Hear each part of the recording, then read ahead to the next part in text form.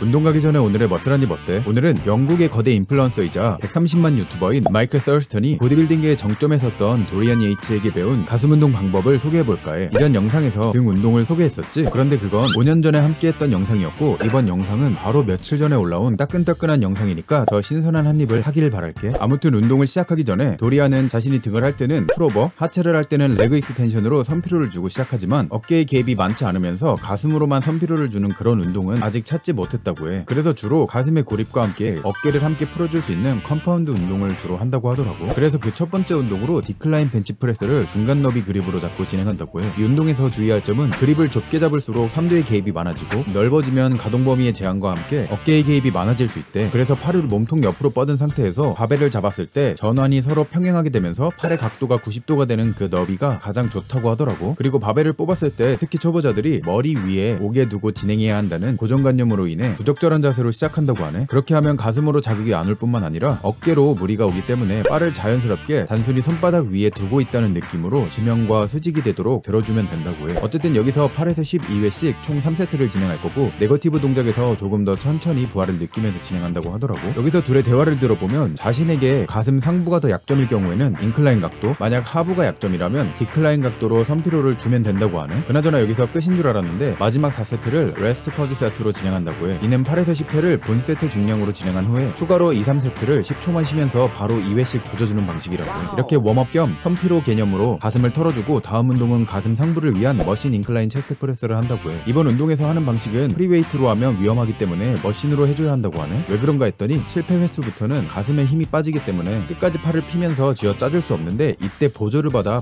반강제적으로 2, 3회를 더 할 수 있게 수행해서 그렇대. 다들 경험해봐서 알겠지만 어깨의 개입이 많아지는 구간은 더 이상 가슴으로 밀어지지 않아서 팔이 반 정도만 펴진 상태잖아. 그래서 보조자가 같이 당겨서 쫙 펴주고 네거티브를 천천히 느끼면서 이완하는 방식으로 2, 3회 정도를 더 조져준다고 하더라고.